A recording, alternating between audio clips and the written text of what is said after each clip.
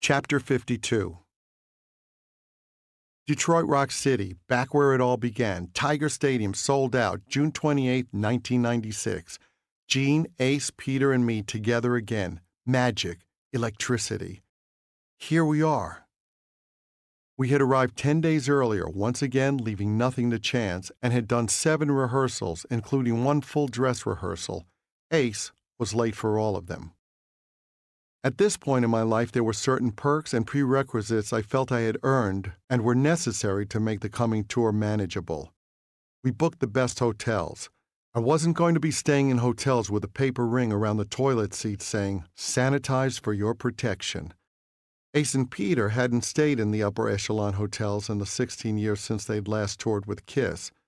Peter, in particular, seemed completely lacking in world experience. I took him to Starbucks one day, and he was blown away by how good a biscotti was. Quite quickly, both Peter and Ace came to resent the fact that they weren't as worldly or savvy when it came to maneuvering in nice surroundings.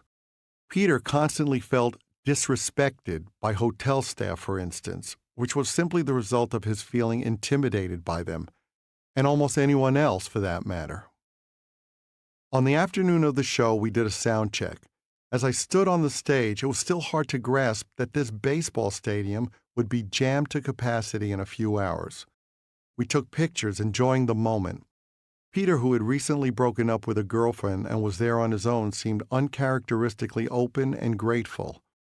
His tendency was always to become dependent on someone and cut himself off from everybody else by using his girlfriend as a buffer, either a good buffer or a bad buffer, depending on the woman's personality. Now single, Peter let himself bask in the moment. That night, on our way to the stage, golf carts drove us through the maze-like bowels of the stadium. Suddenly, we emerged from one of the access ramps to the area behind the stage, and the air was electric. You could hear the excitement, the anticipation. It was overwhelming. I realized I was suddenly exponentially more important than I had been just a few months before, because I was again a member not just of Kiss, but of this version of Kiss. I could hear the pent-up feelings of the people waiting for the show. People had made the journey from around the world to witness this night. It was deafening. When the lights went down, it was pandemonium. It seemed like 40,000 flashbulbs went off as people waited for us to emerge. I knew this show was pivotal. This show would reintroduce the band and the imagery and everything that went with it. This show could allow us to move forward, to continue. It felt like we were in the eye of a hurricane, everything swirling around us as we calmly watched from the quiet of backstage. As we took the stage, still behind the curtain, I felt an incredible wave of pressure. The sound of the crowd had a tangible force to it, and even as the place went quiet, the noise of 40,000 people breathing created a deafening kind of hush. I had never felt like this before. "All right, Detroit, you wanted the best. You got the best. The hottest band in the world. Kiss!" The curtain dropped and the force of the crowd reaction nearly lifted me off my feet. I had to fight to be in control of the situation, of myself, of my persona, of the band. I was worried about staying connected to Peter. There was going to be a lot of foot tapping and hand signals, I knew, in order to keep him with us. Fortunately, he was happy to have the guidance. It wasn't like him, to be honest, to be open to that sort of thing, but for the time being, Peter was terrific, working hard, being cheerful and appreciative. The joy for me was being able to revisit something I'd experienced as a much younger person in a different frame of mind. When I was in the midst of it the first time around, I had the sense it would never end. No matter how thankful I was, I had still suspected it would be endless. Then it had died down. But there on that stage, with Kiss reunited, facing that kind of energy again, I felt thankful in an entirely different way. It wasn't about money. It wasn't about fame. I had those things already. This was the chance to read a book that I'd read as a kid, to see a movie that I'd seen when I was younger, to get something out of the experience that I hadn't had the capacity to get or appreciate before. I was overwhelmed by a sense of gratitude. As the tour continued, everyone seemed to share that feeling, at least initially. Peter swore up and down that he wouldn't repeat the mistakes he had made the first time around. And for the first few months of the reunion tour, we voted Peter the MVP. He often joined us for dinner. He was upbeat and pleasant to be around. His attitude seemed to mirror mine. We were incredibly fortunate to have this opportunity. One of the things we had worried about on the reunion was Peter's drum solo. He had wanted to play one from the get-go. In a perfect world, a solo was part of what we did. We had always had a drum solo during the Alive years. Looking back, it wasn't clear why we felt we needed to, but it had become a tradition. In the meantime, Peter's abilities had greatly deteriorated. But since he wanted to do it and it was part of the tradition, Gene agreed to help him put one together. Fortunately, by the 90s, you could hit a Coke bottle with a stick and make it sound explosive and powerful if you put enough effects on it. And that's exactly what we did. We put triggers on each individual drum so when Peter hit one, it activated a pre-recorded drum sound. Although Peter had played with fire in the 70s, he was a shadow of himself now. On the reunion tour, he hit the drums like he was worried his arms would snap if he did anything more than barely tap them. His arms hurt, he said. How hard you hit the drums determined the activation of the triggers, but fortunately, they could be set to any level of sensitivity. We used to say we had the trigger set so Peter could play a solo by sneezing. I'd hear these huge drum sounds and turn around to look at Peter and see that he was barely moving his sticks. But we wanted to succeed, and succeed we did, for a time. Then came Gigi. She was a born-again Christian who by all accounts had been a dancer before, and I don't mean she was in Swan Lake. When Peter got together with her, things started to change quickly. Peter reminded me of a small animal. When it's afraid, it's timid, but when it feels protected, it shows its teeth. Peter latched onto her and started to distance himself from everyone else. I was amazed that while he and Gigi professed a deep love of God and religion, they inflicted nothing but pain and suffering on all those around them. Suddenly, when I called his room to talk, she would answer and say, "What do you want? Is Peter there? What do you need him for? Just get him on the damn phone. You're a guest." She became a gatekeeper. The tour might as well have been printing money by this time. Everything was selling out and we kept adding shows. We were living an amazing life, flying around in a large private jet with a flight attendant, staying at beautiful hotels. We were on top of the world. Peter and Ace made millions of dollars, and they hadn't made squat in the nearly 2 decades they'd been out of the band. They had nothing before the reunion, and yet, as soon as their bank accounts began to fill up again, they changed.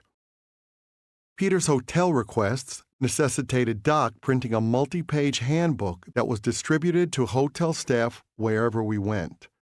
It contained a set of complicated rules. If Peter put a sign on his door with one symbol, the staff could go in and vacuum, but they couldn't touch the windows. Another sign meant they could air the room out, but not touch the towels. He needed to be a certain distance from the elevators. He couldn't be too high up. He made them cover certain windows with tin foil.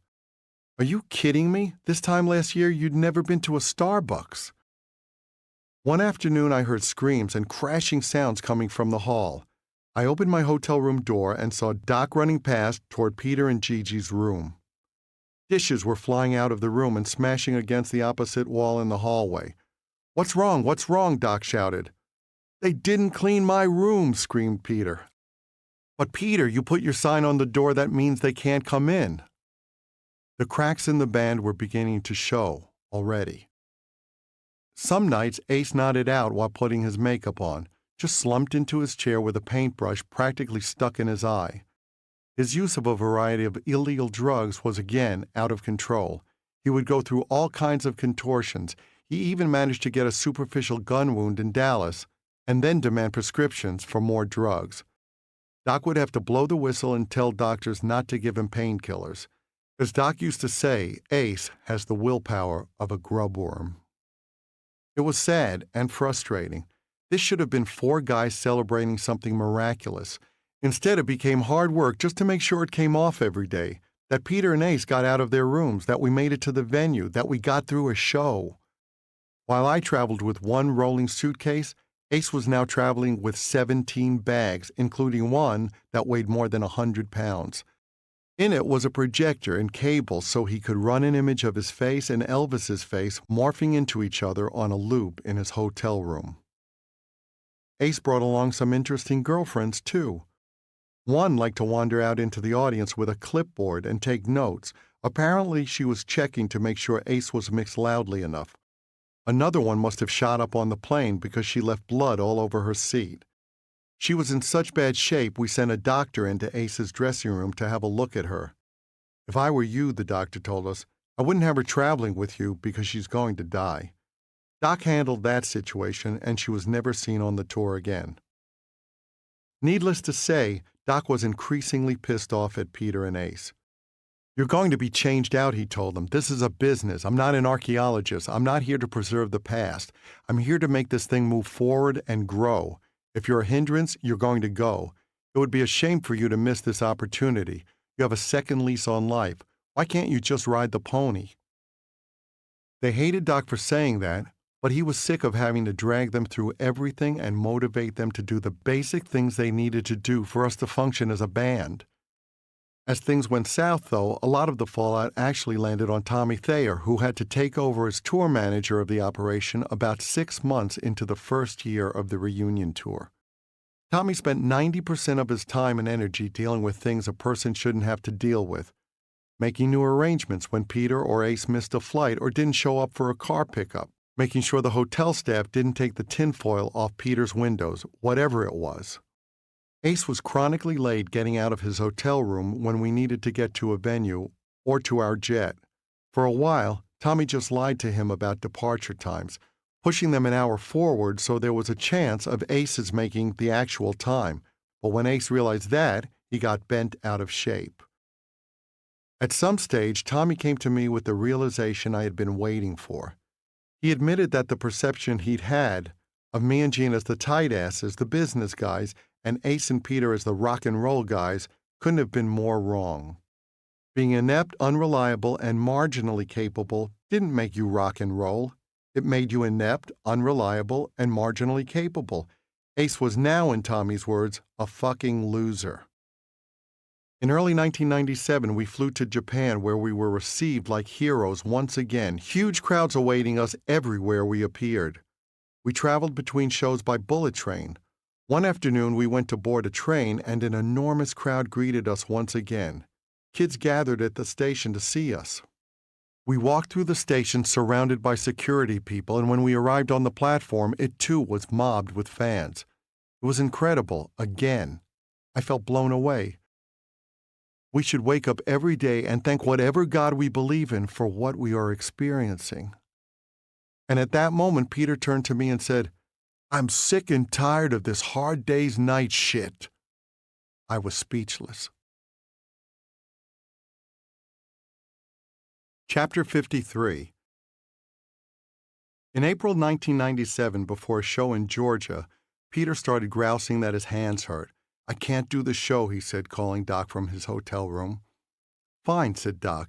He then called Peter's roadie, Eddie Cannon. Shave your beard, Doc said. You're on tonight. Peter heard about it and went apeshit. The fans will never accept it, he screamed. You can't put someone else out there in my makeup. I disagree, said Doc dryly. Yeah, well, actually, Peter, we have a show to do. Eddie shaved and put on Peter's makeup. 1, 2, 3, 4, let's go. We launched into the show.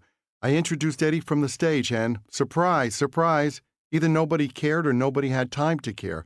This was the night, and this would be the show. We weren't going to put on a show because Peter's hands hurt? I don't think so, pal, because the show, as they say, must go on. Ace started getting paranoid. He had rented an apartment off La Cienega Boulevard in L.A. and spent off days there. But he was convinced the place was bugged, that he was being watched. So he pulled all the electrical wires and phone lines out of the place. The owners went crazy. Ace also started studying our tour books, which contained the tour itinerary, site specifications, all sorts of pertinent info. He would bring the tour book to the dressing room and say, how many people paid last night? Let's say the answer that night was 18,700. Bullshit, he would scream. It says right here 24,100. Ace, I'd try to explain, that's the venue capacity, not the number of tickets sold, and it's not the capacity for a concert. Bullshit. Part of Ace's contract included a stipulation that he not get high. but he carried around a shoulder bag that might as well have been made of gold for the way Ace clung to it. He had pills tucked into the sleeves of his onstage outfit. The problem was, how could we enforce the contract? Stop the tour? Fine him? During the tour, Peter and Ace's representative, George, demanded a meeting with the entire band to go over finances. His intention clearly was to show us and his clients that he was a force to be reckoned with. He came in wearing a blazer and tie in an effort to look businesslike, with Ace and Peter trailing behind him. He set up an easel and started pointing at numbers. His grasp of the business was not much better than Ace's.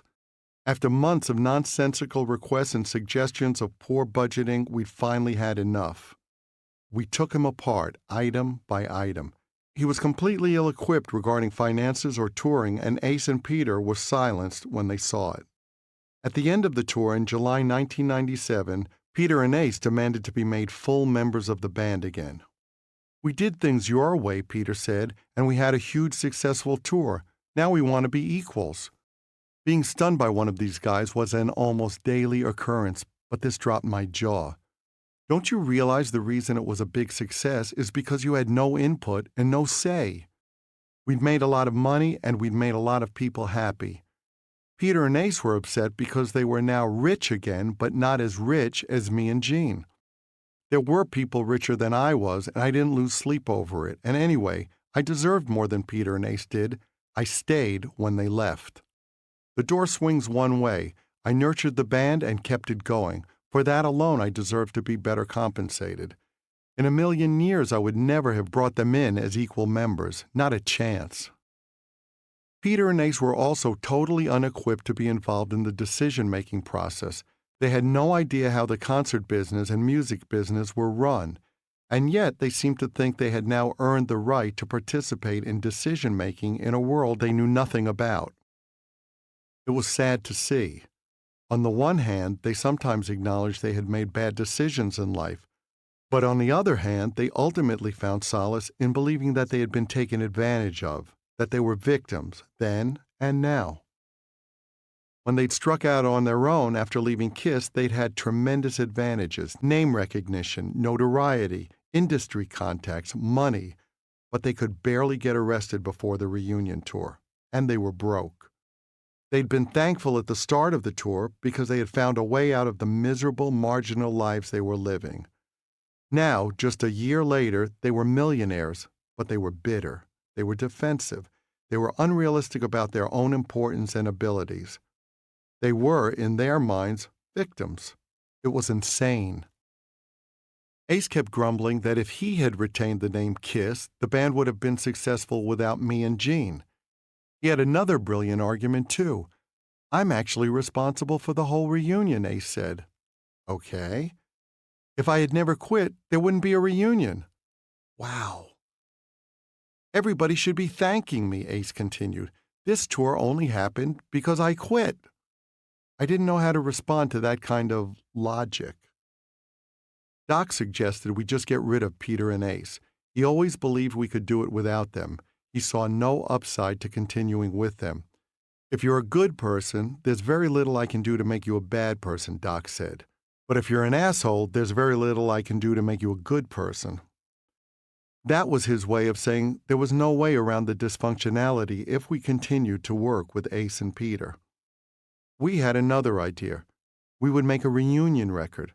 I didn't want to be plagued by thoughts of things I could have done. I didn't want to have regrets about not giving this a real try. When we had put the band together in its original form, I for one had hoped that could lead us to some spectacular places.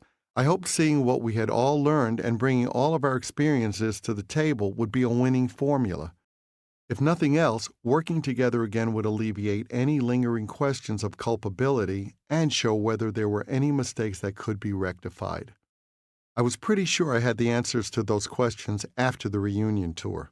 People don't change, and we separate from them for a core reason.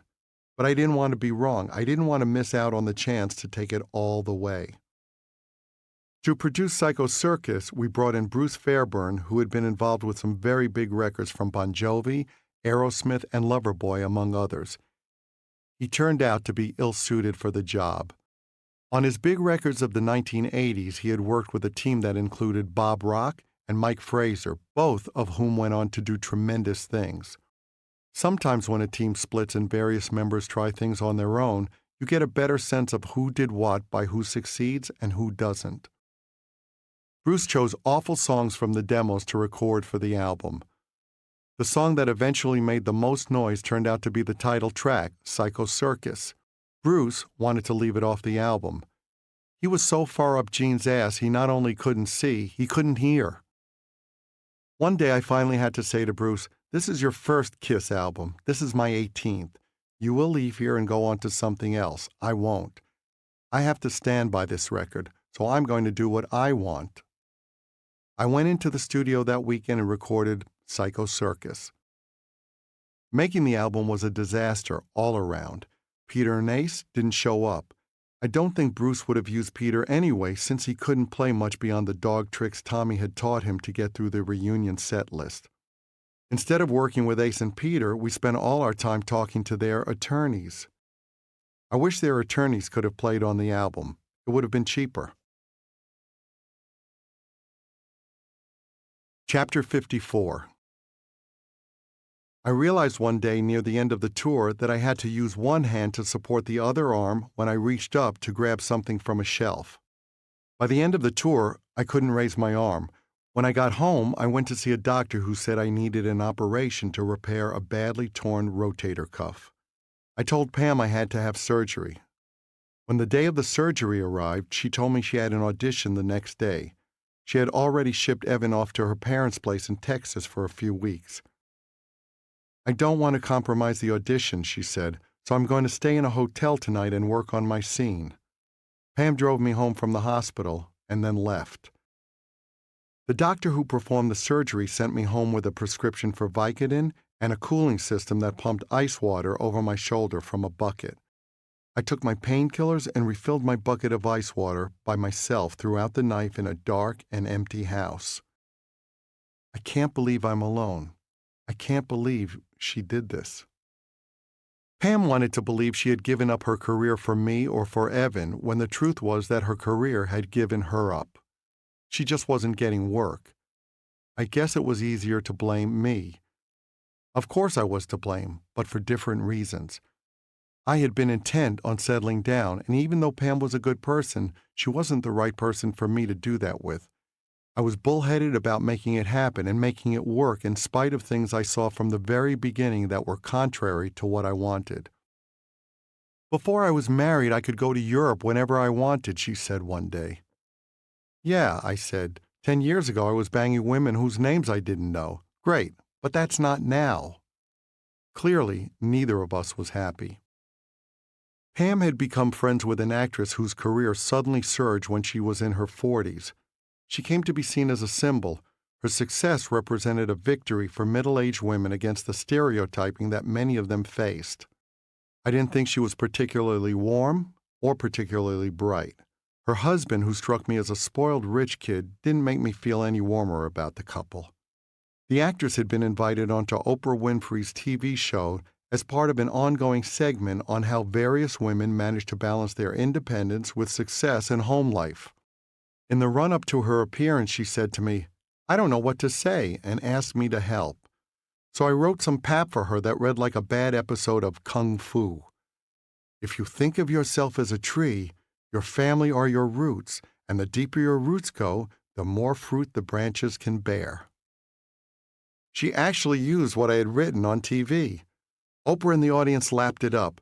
Wouldn't it be hysterical if all the people watching realized that this liberated, intellectual woman had been spoon-fed her lines by that male chauvinist bozo from Kiss? At one point, Vanna White, another friend of Pam's, recommended that we go see the marriage counselor she and her husband were seeing. He looked like Curly from the Three Stooges and wore Star Wars ties and had Star Trek memorabilia around his office. Here we were sitting with Captain Curly on the Starship Enterprise, and I was thinking it was all nuts. Vanna and her husband, incidentally, split up. Pam and I went to another therapist during our first trial separation. She had us do exercises together, like pretending we had just started to date each other, or making gifts or drawing pictures for each other. Great. When are we making potholders? Counseling with her went on for quite some time, but it struck me as a waste of time. The counselor may have meant well, but she should have been more direct. We didn't deal with the core issues, the fact that we were on fundamentally different pages. If we had acknowledged that, perhaps we could have split up neatly. Maybe part of marriage counseling should be helping people to divorce well rather than having them make doodles for each other. During the separation, Gene generously offered me his guest house. I appreciated the offer and gladly accepted. When I first showed up, his kids, Nick and Sophie, greeted and welcomed me. It was a lovely gesture.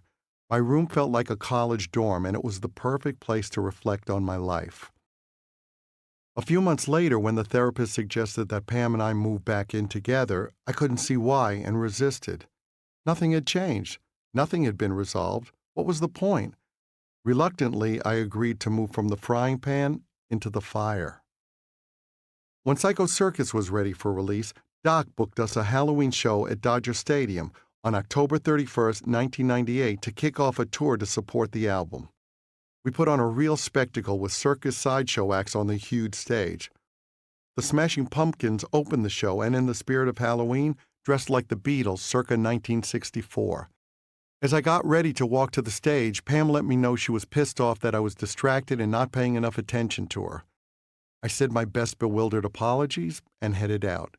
It was another night of glorious pandemonium as the curtain dropped and the bombs went off. We had booked rooms at the Sunset Marquis in Hollywood so we could all get ready together as a band and have a place to clean up afterwards. At the end of the show, we all hopped straight in a van in full makeup and costumes to return to the hotel. As we got near the Sunset Marquis, the streets became clogged. Soon, the van couldn't move at all. Thousands of people were out in the streets. Somehow, we'd forgotten the Hollywood Halloween parade. We were about 7 blocks from the hotel when it dawned on me that we could get out and walk. "Come on, let's go," I said. "What? We're in full gear. It's Halloween. Everyone's dressed up. It'll be okay." We had no choice anyway. We climbed out of the van and started walking down the crowded street along with the costumed crowds. Soon, though, a few people stopped and stared at us. "Wow, man, great costumes. You really look like them." "Thanks a lot," I said. We kept walking. Other people gave us thumbs up. "Cool costumes, guys." Nobody had a clue we were the real Kiss walking back from playing to 40,000 people. As the Circus tour went on, it was clear to Doc, Gene, and me that we couldn't continue. Ace wanted out to work on his fabled solo album, the one he'd been working on since the 1980s. Peter had Gigi running interference for him and whispering in his ear. The only way to keep the tour going was to talk about ending things. At some point, I pulled Peter aside and told him, "You're doing it again. You're doing what you said you would never do again. You're not the same happy guy who came to the reunion saying he had blown it the last time around. You're doing the same thing all over again." Musically, we were regressing. At times, Ace played songs in the wrong key without even realizing it. Throughout the various reunion tours, I had insisted on building in off days to allow me to get home for visits with little Evan. He remained my priority. I thought the initial bonding time was critical. Once in a while, Pam also traveled to meet me on the road. She was going to join me in Florida in January 1999, and I wanted to surprise her with a gift for her upcoming birthday. I'd gotten her a Jaguar sedan a few years before, and the lease was coming to an end. She had always loved the 2-seater Mercedes SL Coupe, so I decided to buy her one for her birthday. I made some calls and arranged the whole thing. When she arrived on tour, I told her, "I wanted to do something special for your birthday, but I didn't want you to have to wait until then. You won't get it until you're back home, but I wanted you to know I got you a white Mercedes 320 SL. Then I handed her the color brochure I'd been carrying around in anticipation of this moment. "A 320, she said. "I don't want some small Mercedes." Oh, no. I wanted validation. Instead, I had to explain to her all the details about the car, how the 320 SL was the same body and interior as a 550 SL, but that it had a 6-cylinder engine instead of a V8, which made no difference for the way she used her car around town. But as I began to explain all this, I suddenly changed my mind. I could explain, I could apologize, I could change the order. But it didn't matter. It was ruined. Forget it, I said. Happy birthday. On the way home from another tour leg where Pam joined me, she told me she had lost her engagement ring. I couldn't believe she could lose a 5-carat diamond, but she started sobbing. Don't worry, I told her. I'll just get a new one. The day I picked up the new ring from the jeweler's, I spotted Pam and her parents driving down Beverly Boulevard. I flagged them down. I couldn't wait. I got out of my car and went over to hers to show her the ring. She looked at it and said, "Oh, the setting isn't what I expected." I felt deflated. Don't I ever get the cookie? Don't I ever get the pat on the head? There was a lot of sexual temptation on tour, amplified by the way things were going with Pam. When it came to sex, I was an alcoholic and touring was an open bar. But if my marriage wasn't going to work out, I wanted to be clear on why it didn't work out. What was true of the band and the reason I wanted to try to make an album with the original 4 guys was true of my marriage. If I was going to walk away from something, the most important thing was to know I did everything I could to try to make it work. I didn't want any lingering what-ifs. I didn't want my marriage to end and wonder whether part of the reason was because I had cheated. So I didn't. I would have hated myself. It would have confirmed my worst feelings about myself. It was depressingly familiar territory. Dysfunction in the band, dysfunction at home, feeling lonely and hating each day for the mess I had created. Chapter 55. At the end of 1998, I got a call from my agent at CAA, the talent agency that represented us. "Are you interested in theater?" he asked me. "Maybe," I said. "Well, you would have to audition." "What for?" "Phantom of the Opera." "Wow, Phantom?" "Absolutely. Where and when?" I realized immediately this was a case of stunt casting, that is, bringing in somebody from a realm other than Broadway or the legitimate theater world in order to spur ticket sales. My fame got me the audition, but I wasn't insulted. This was Phantom. The masked musician whose hideous deformed face was revealed. The show that had taken my breath away in London 10 years before. Phantom. Even so, I wouldn't have agreed to audition if there had been conflicting plans for the band. But we would have a big block of free time once the Circus tour ended, and it would be a long time before I would think about making another album. A very long time indeed. The audition was for the Toronto production, which was then in its 10th year. If I made the cut, I would take over the role in May 1999. The Circus tour ran through the end of April, and then we were pretty much off until 2000, when we would go back out for a farewell tour that was already in the works. Who knew what would happen after the farewell tour? Musical theater was an avenue I now wanted to explore. I might need a second act soon enough. Kiss had the month of January 1999 off before playing the Super Bowl pre-game show on January 31st. The audition was scheduled to take place in New York, since all principals in the show had to audition and be signed off on by Hal Prince and his staff, who did the casting worldwide. Rock star or not, they weren't going to jeopardize a billion-dollar franchise. I spent weeks practicing the 3 songs that were required for the audition. Playing the Phantom meant so much to me that I also wanted to try to control the audition situation as much as possible to give myself the best shot. I realized the singing would be only one of the determining factors in getting the part. When I finally went to the audition, I walked in and made small talk with the staff. I flirted a little with the woman who was there to sing the role of Christine with me. People were sitting at desks like judges at the Olympics, as if they were waiting to hold up numbers after I sang. I spoke to them, made some jokes, and knowing I would only get one chance, waited until I felt comfortable and ready. Don't blow this. When I finished a full audition of songs and scene blocking, I knew I had nailed it. Sure enough, my agent called me soon after to tell me I'd been offered the role. To make it official, I did a press conference after the Circus tour resumed. As I talked with reporters on the conference call, the same thoughts kept going through my head. I'm fucked. I can't get out of this now. It would be a trial by fire because there was very little time between the end of the Kiss tour and my Phantom debut. I had muscled my voice through the audition, but could I really do it night after night? I had to learn the entire show while on tour. I memorized the melodies and lyrics during downtime and off days, and I tested myself during Kiss shows. I sang songs on the side of the stage whenever I had a break, like when the other band members had their solos. I figured that if I could still focus in the midst of complete bedlam and chaos, I really knew the material. Kiss wrapped up the Circus tour in Mexico City. Right after the show, I cut my hair and headed up to Toronto. Rehearsals started immediately at a studio used by theaters and the local ballet company. When I walked in the first day, the only person there was the show's musical director. He seemed like a bit of a tight ass, and it was clear we were from different musical backgrounds.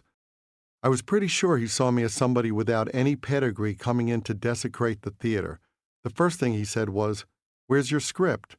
"I memorized it," I said. He looked at me like I was nuts.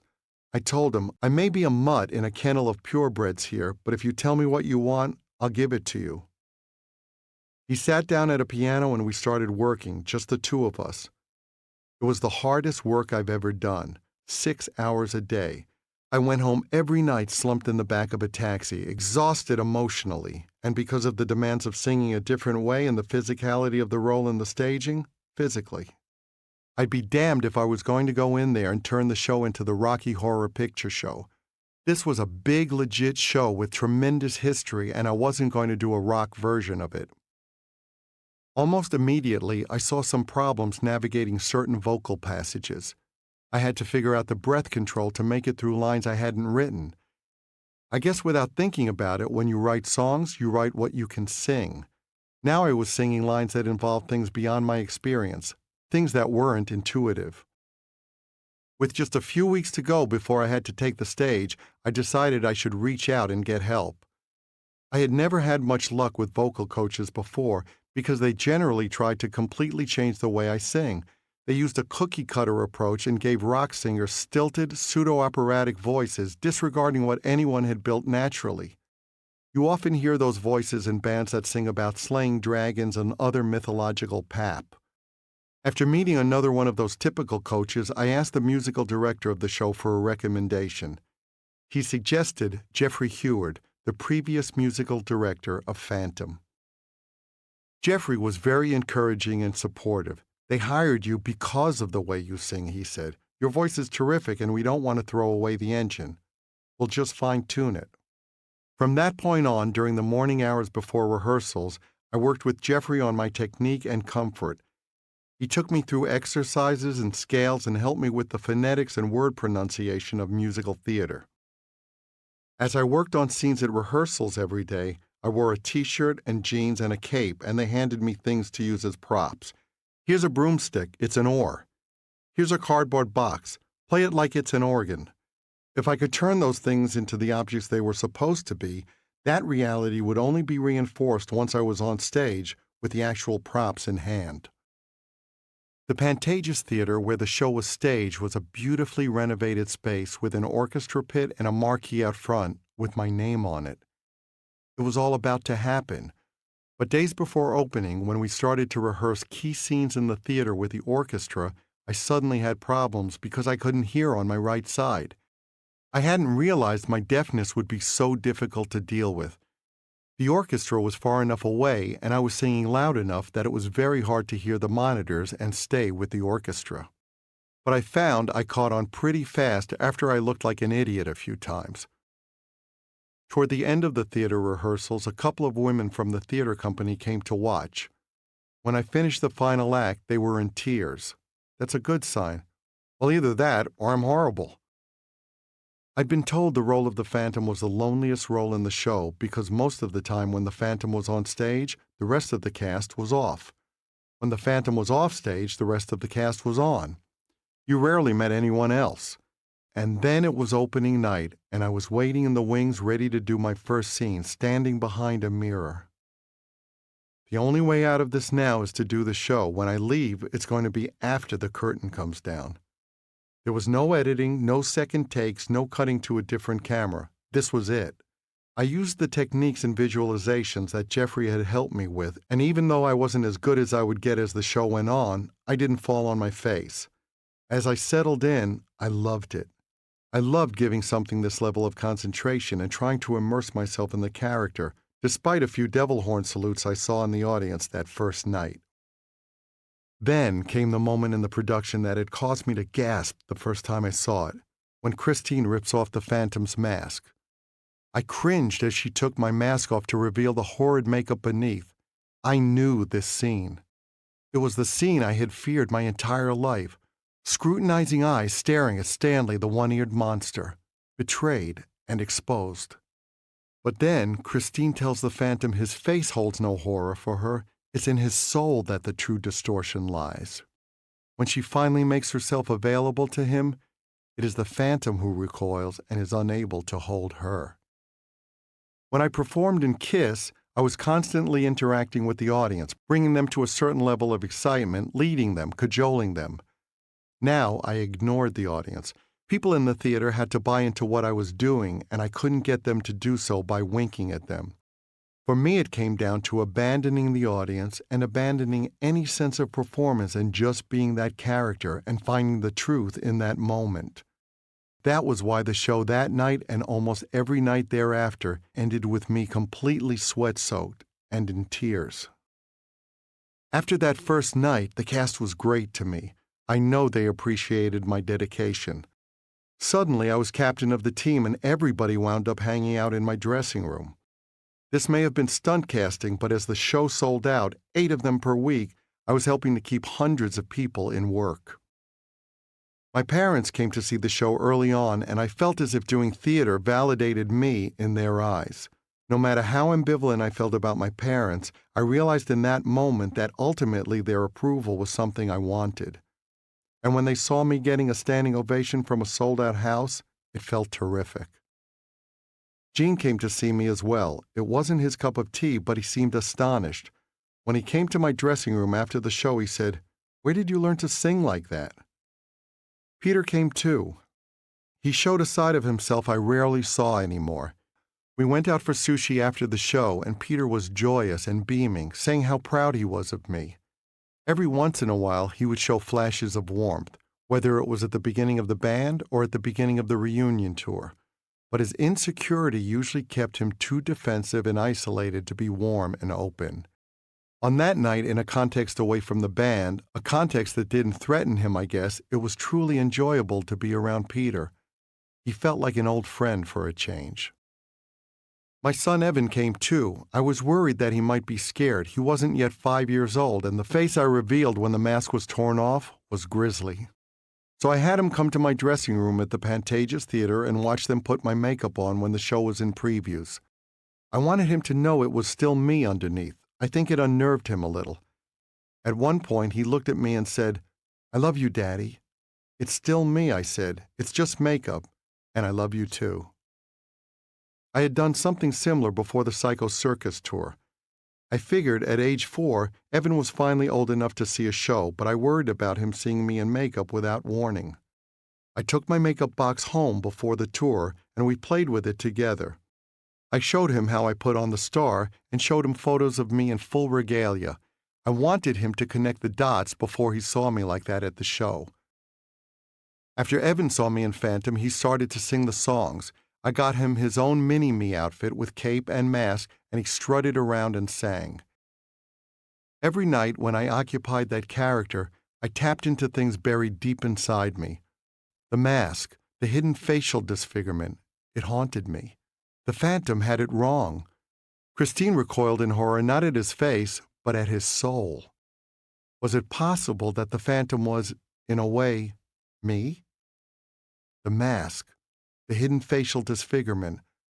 Why had I never confronted the birth defect I had covered for my entire life? Why had I cowered in fear of it? Why had I let it keep me from sharing myself with people, from embracing the fullness of life? The mask, the hidden facial disfigurement. Was the problem really in my soul too? And if so, could I exorcise it? Chapter 56. I was supposed to have been the second to last Phantom before the show closed after its 10-year run in Toronto.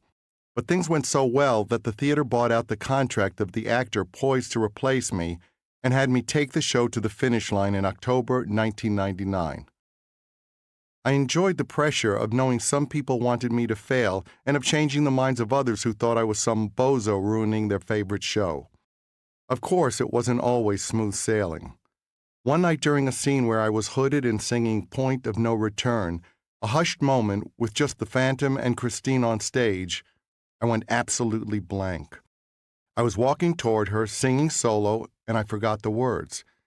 I knew from rock concerts that people notice your reaction to mistakes more than they notice the actual mistakes, so I just kept singing, in gibberish. Eventually my mind cleared. After the show, I went to see Melissa Dye, the great-looking woman with an incredible voice who played Christine.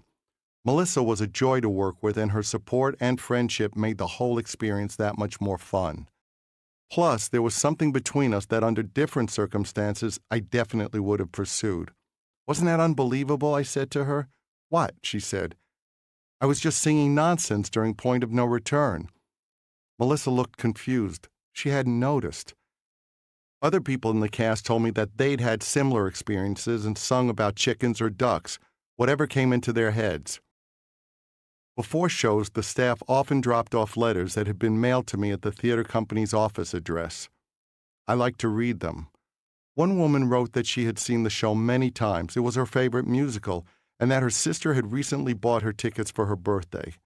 When she found out I was playing the lead, she had been disappointed. She was expecting the worst but was completely won over when she saw the show, and she wanted me to know that. Another letter, the one from the woman who worked with About Face, changed my life. The woman, Anna Pileggi, wrote that when she watched me play the Phantom, she had the impression that I identified with the character in a way she hadn't seen in other actors. Wow. It was true, of course, that I identified with the character, the mask, the hidden facial disfigurement, but how did she figure it out? I rarely mentioned my birth defect to anyone, and these days I had the surgically created ear where earlier there had been the stump. It felt as if Anna had pulled aside a veil and seen the real me. She knew my secret. The woman's letter went on to describe About Face, the organization that helped children with facial differences. Would I have any interest in learning more about the organization, or perhaps even working with them? I called her. Her connection to young people struggling with facial abnormalities struck me immediately. She didn't know my secret, of course, though I quickly told her about my microtia and the surgeries I'd had. She had just seen something based on her work. Perhaps she had recognized the pain of reality in the way I played the role. She described some of the programs her organization undertook. Eventually, she asked if I might be willing to talk to kids and their parents about my experiences. Here, perhaps, was a way to help heal my soul. I took a deep breath. "Yes," I said. Speaking about my birth defect would have been impossible when I had been in the midst of pain and turmoil. My life had evolved, however, and I was now in a better position to be open. I suppose I could have gone to speak to the kids and just offered a cheering up from a so-called celebrity. But I knew I wasn't going to do that. I wasn't going to just speak to the kids. I was going to reveal something about myself. This was an opportunity for me to gain something by sharing with them what I had been through. I agreed to go to the About Face office and meet with a group of children and their parents. I had some anxiety leading up to that first meeting and talk, but my overwhelming and yet unanalyzed compulsion to do it eclipsed any fear I had. I didn't know what I would get out of the initial talks, but I knew I was compelled to do it. As monumental as my own condition seemed to me, I knew from speaking to Anna that many of these children dealt with far more severe facial differences. I didn't want them to think that I placed myself on the same plane as them, but I wanted to let them know what I had been through emotionally and where I had ended up. One thing I had noticed as a child was how much more difficult it was when nobody acknowledged the reality of the situation. There was nothing more isolating than having everyone act as if my missing ear and my deafness were no big deal. It didn't help me tackle the reality that I faced every day. So I wanted to explain that my life had been tough, lonely, and painful. I also wanted to acknowledge that it wouldn't be easy for them. Maybe nobody had ever told them that. Perhaps it would be a breath of fresh air for them to hear, yes, success is more difficult to achieve for someone with a facial difference. Happiness is more difficult to find. The odds are worse. I also hope to encourage the parents of the children to acknowledge these things too. I wanted to impress upon them that it wasn't about tough love. It wasn't about sticking their heads in the ground. As soon as I started publicly talking about my ear, I felt a huge weight lift off of me. I realized that you couldn't appreciate others when you were immersed in your own misery. Perhaps that was what Christine meant about the distortion of the phantom soul. Suddenly, the world looked different to me. Helping others helped me heal myself. I felt freed from something that had been so painful and all-encompassing my whole life. Simply putting the truth out there in front of these kids and their parents had set me free. The more work I did with About Face, the better I felt. Eventually, we came up with an education program to try to help kids who didn't have facial differences change their attitudes toward those who did. In a video presentation, I told kids to imagine wearing what they thought was a special shirt and then realizing everyone was snickering and laughing at their shirt. You can go home and change your shirt, I explained, but kids with facial differences can't change their faces. I had never been so calm and centered as I was during those months in Toronto. A big part of it was finally coming to grips with my birth defect. Another part of it was doing something that demanded a lot of thought, effort, and discipline. Whatever the cause, the effect was to take me completely out of myself and allow me to think about my life and my relationships with some critical distance, with the kind of objectivity that's impossible when you are caught up in things. It felt like a time for self-evaluation and perhaps renewal. I had always thought my marriage was about breaking through a wall. Pam and I were going to resolve everything and finally push through to a great place on the other side. Then, sitting in my hotel after a Phantom show one night, it suddenly occurred to me. The nature of our marriage was banging our heads against the wall, not pushing through it. There is no other side. It was a heartbreaking realization. Another thing that occurred to me was that I had failed to break the pattern I had seen at home growing up. In some ways, Pam was very much like my mom, distant, cold, unsupportive, and not one to give a compliment. It was a shock to realize that the dynamics in my own marriage mirrored something I had sought to avoid. When I got back to LA from Toronto, I had some questions from my dad as well. There were pieces of the puzzle that seemed missing and feelings I was unable to identify. As my dad got older, it became clear that a day would come when I wouldn't have the option to ask him to fill in the blanks. One day when he was visiting me, I told him that I had been thinking a lot about the past as I stumbled into the future, and that I wanted to ask him some uncomfortable questions. Thankfully, he said he was willing to try to help. So I asked him about the time he had come home late smelling of booze when my mom was out of town and told me that we all did things we regretted. What was that all about? I asked him. He paused. Then he said, I was in love with another woman. I was floored. I couldn't recall any instance when I had heard him say he loved my mother. He went on to tell me that he'd had a girlfriend for decades. He wanted to leave his family for her, but he couldn't do it. It suddenly flashed in front of my eyes, the time my dad had spit his words at me for seeking psychiatric help. You think you're the only one with problems? It was because he didn't want to be there and he was living a double life, a lie. My stomach started to knot up, but I was determined not to let my face give away my shock and bewilderment. I wanted to hear as much as I could. She taught me the meaning of love, he continued. This was so far beyond the realm of what I considered possible. Skepticism flooded into my mind. Love was something you built over time through shared experiences with someone. My dad had never spent a night away from home, so it struck me as odd to place that kind of value, love, on something that was never tested beyond years of trysts. Was my dad describing it this way to justify his actions or sanitize his desire for sex? I felt that for my dad, his affair had to be sugar-coated, given redeeming value as opposed to just accepted for what it was, sex, which under most circumstances doesn't need any justification. Of course, in the context of a marriage, there are very few circumstances that justify an affair, though my dad seemed to be trying his best. One thing was clear. This was tangible evidence of what I'd picked up at home as a child. The more he revealed, the more I understood that those unspoken undercurrents, conflicts, and tensions that I'd grown up with hadn't been my imagination. I did not tell Pam about that conversation. Yes, my dad had made huge and stunning revelations, but Pam no longer felt like my partner. It would have felt like a breach of confidentiality to tell her. I wanted to talk about it, but I couldn't with her. If anything, that conversation with my dad spurred me on to avoid repeating the mistakes I'd witnessed as a child. I didn't want to get stuck in a loveless marriage. I'd been on such a high when I came back from Toronto, but I'd arrived at a house while hoping to return to a home. Whenever I tried to talk to Pam, she blamed our lack of closeness either on some outside issue she was dealing with, telling me all the ways in which I was falling short of her expectations. Most of the issues she brought up were everyday aspects of life, basic things that went along with living with someone, not things I felt were at the core of our problems.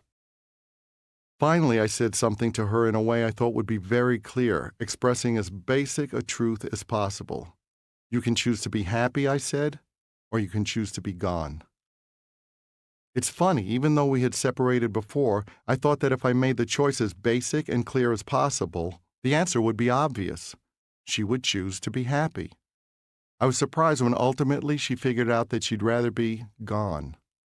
In hindsight, with the exception of Evan, that was the greatest gift she ever gave me. I didn't want Evan to have to deal with a divorce while I was away, however, so while Pam and I agreed to end things, we also agreed to wait a year until I was home full-time after the conclusion of the imminent tour. The clock was now ticking. Soon, both my marriage and my band would be finished. Everything in my life was suddenly in flux as Kiss set out on the farewell tour in March 2000. Chapter 57. Peter posted a sign every day counting down the number of days left on the farewell tour. He started painting a teardrop below his eye. I thought it made him look like Emmett Kelly's famous Weary Willie character, the tragic clown who toured with the Ringling Brothers and Barnum and Bailey Circus. And as for the rest of his makeup, it was as if he had forgotten how to do it. He started to look like a panda bear with big rectangles around his eyes. The tour was horrible, constant drudgery and misery. We spent all of our energy trying to coax Peter and Ace out of their hotel rooms. Ace sucker punched Tommy at one of the shows. Peter had his usual handbook detailing how hotel staff had to treat him and which windows had to be covered with tinfoil and all that. There was no reasoning with either of them. We never knew if we'd make it to a show on time, and once we got on stage, we never knew whether we'd get through the show. I mean, if a guy has trouble putting on his makeup, how is he going to play? Not surprisingly, the shows could be pretty awful. I was angry at Peter and Ace for being disrespectful toward everything we had accomplished and everything the fans were giving us. I bought into the idea that this really was it, the end of Kiss. There was no place to go. It was unbearable. We were stuck in a rut musically as well, basically playing the same 17 songs we'd taught them for the initial reunion. This was the third tour with the same set list. Peter and Ace just couldn't master any more. The needle was already into the red. I had to come up with nonsensical interview responses to questions about why we were playing the same songs. I couldn't just say, because Peter and Ace can't learn any others. One night during a show, Doc McGee tried to get my attention from the side of the stage, gesturing up at me and holding his nose. "Huh? You stink," he yelled.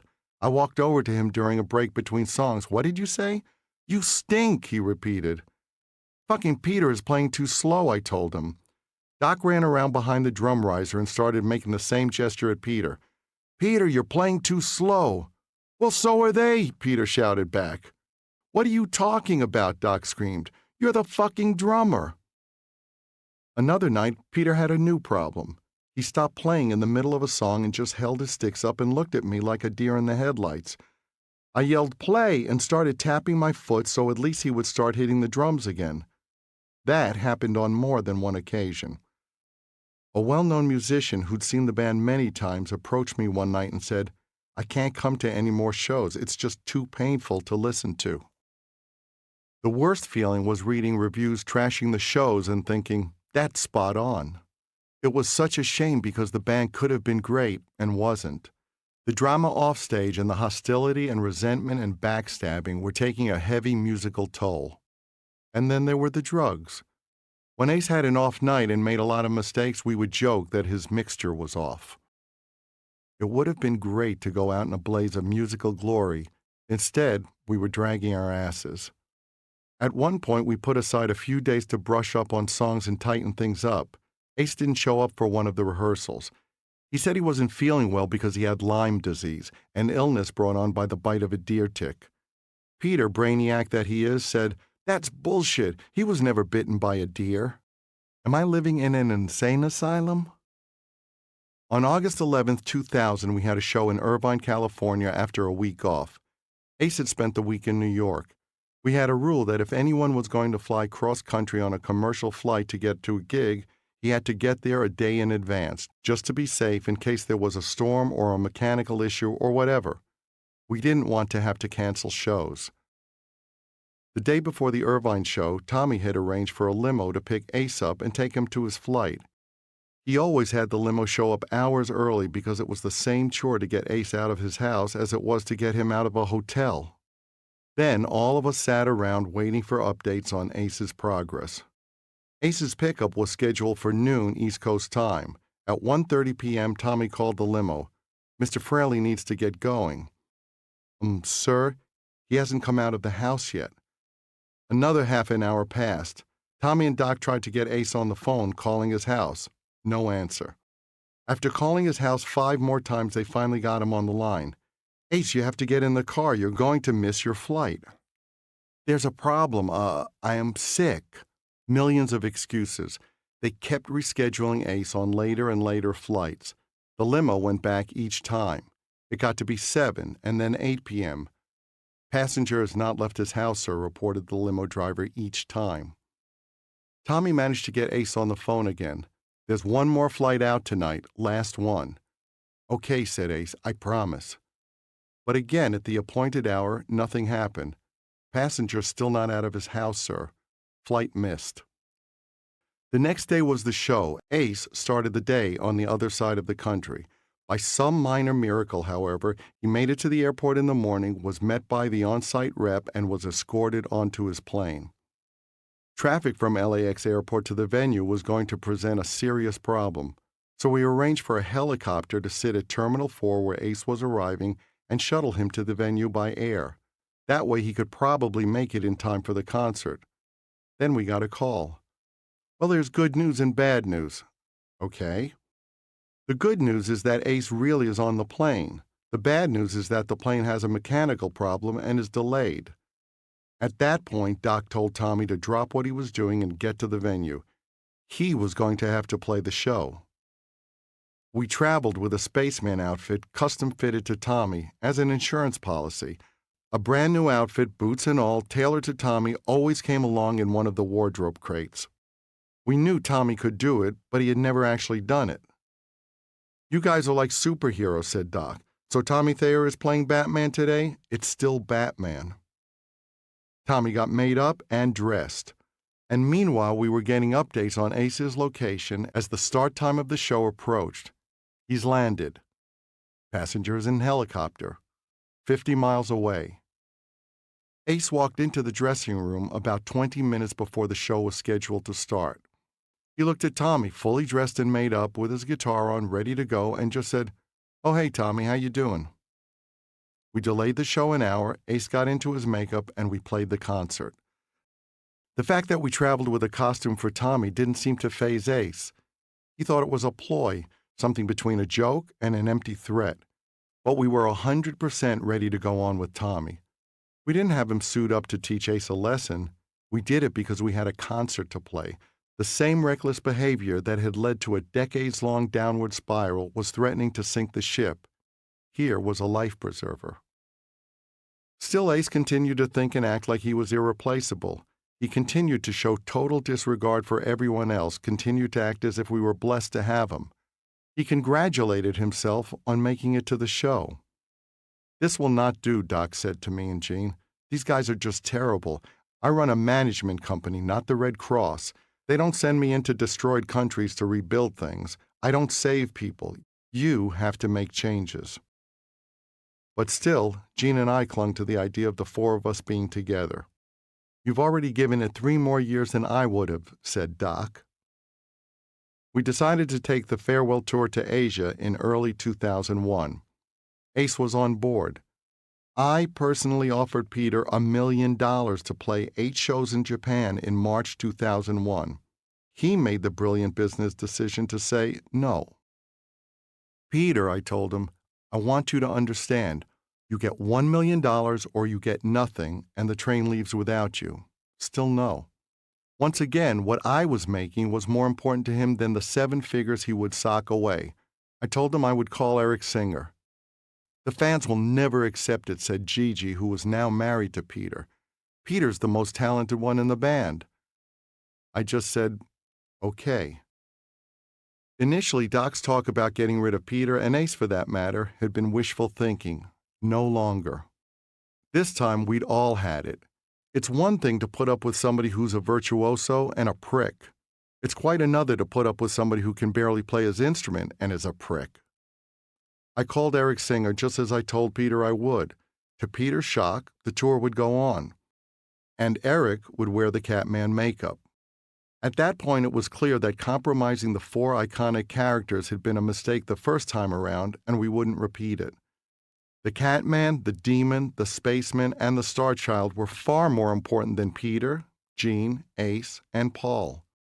Nobody in Kiss is irreplaceable, and I definitely include myself in that calculation. All around the world, people can identify a picture of the band Kiss without necessarily knowing any of the members' names. So be it. Gene, Ace, and I got together with Eric to rehearse in LA before we left for Japan. What a breath of fresh air. The reality of playing without Peter was freeing. Peter was marginal when the reunion started, and his playing had gone downhill since. His drum solos were an embarrassment. Eric hated drum solos. That kind of tells you everything you need to know about Eric. Without Peter, the musical standard quickly improved. Even Ace picked up his game with Eric behind him. Even so, I wasn't sure what the reaction of the fans would be. Just as I hadn't been sure what the reaction would be when we took off our makeup years before. But overall, fans didn't seem to care. We didn't use any sleight of hand about the change. We introduced Eric by name at every show, and he got the applause he deserved for his playing. Nobody put a gun to people's heads and forced them to buy tickets, and yet the shows were just as full. We had labored unnecessarily under a self-imposed concept. It turned out there had been no need. Few missed Peter, and Ace wasn't one of them. "I don't want this to get back to Peter, but I'm glad he's not here," Ace said one night. "He got me all worked up. I'm having a whole lot more fun now." With Eric back in the band, Ace actually started socializing with all of us again. He liked Eric on all levels and loved playing with him. We had band dinners again and hung out together in Japan and Australia, where we added additional concerts into April 2001. Everyone got along better than ever. And in concert, Ace played the best he had since 1996. The vibe was great until the last show in Australia on April 13th. Ace had a rough show that night, and in some ways he was never the same again. The plan was to say farewell in Europe after that, but we had trouble pinning Ace down. He would say yes and then change his mind. Eventually, he dropped completely out of sight. Nobody could get a hold of him, not even his lawyer. Finally, he showed up for a meeting to discuss another proposed European farewell, and he was shockingly thin. Over the years, he'd had a tendency to blow up and then get skinny again, careening back and forth depending on what he was ingesting at the time. But now he looked like he was going to die, and it was obvious that he was out of it. "My God, Ace, how'd you get so thin?" "Yoga," he slurred. The shows never got booked. Chapter 58. With the European farewell canceled, I had the time I felt was essential for me to help support Evan through the traumatic upheaval that lay ahead of him. After having it looming in front of me for a year, the time had finally come for me and Pam to divorce. The way I see it, we shared equally in all that happened. We chose each other, and from the very start we rarely met the other's needs or expectations. We chose poorly. Pam was a beautiful woman who was emotionally unavailable to me, which was a familiar dynamic. I was once again drawn to a challenge, seeking validation where it wasn't going to be given no matter what I did or didn't do. As for Pam, I know she felt minimized by my fame and success, although I'm sure it hoped it would have the opposite effect on her. It was all futile and pointless. That was the lesson learned. We had been brought together to create and bring an extraordinary child into the world and then parent him without compromising him in our divorce or separate lives. We accomplished that admirably, and I will always be grateful to Pam for her commitment in making that our priority. Still, I had no idea how painful it would be. Pam and I sat at the dining room table with Evan, who was 6, and explained that Mommy and Daddy weren't going to be together anymore. We're still going to be your Mommy and Daddy, and we still love you and will always be there, but we won't be living together. He burst into tears. I told him that yes, it was horrible, and that yes, Daddy cried too. I never tried to minimize what he was going through. I tried to acknowledge the pain and share it. Strangely, during our separations, Pam and I had been building a house. I'd found a spectacular piece of property in Beverly Hills with unobstructed views of the ocean. By the time all the red tape had been taken care of, plans had been drawn up and approved by the city, bids for the construction decided on, and actual ground broken, our marriage was descending into crisis. But the work was in full swing by that point and was best left to continue. At the time of our divorce, the house looked complete on the outside, but was just a shell, as incomplete as our relationship. As Pam and I began the divorce process, it knocked me off my feet to find that the person I'd seen as my partner now saw me as her enemy. I had faith in Pam because of what she had told me years ago about not wanting anything if things didn't work out between us. And since in my mind this wasn't going to turn into a typical Hollywood scenario, I hired a very civil and reasonable lawyer. But then I found myself in a conference room in a mediation office, facing her and her attorneys and her forensic accountant advisor, feeling like I was having surgery performed on me without anesthesia. Finally, I said, "There must be a misunderstanding here because Pam would never go along with what you're proposing." Pam looked at me and said, "I know exactly what they're saying. This is business." My jaw dropped. My mind raced back to the unsigned prenuptial agreement and Pam's declaration that where she was from, your word was your bond. Apparently now she was from Beverly Hills, a place where words and bonds were quickly forgotten. Evan was never an issue. He was my son 100%, and I would pay all his costs and expenses through adulthood without hesitation.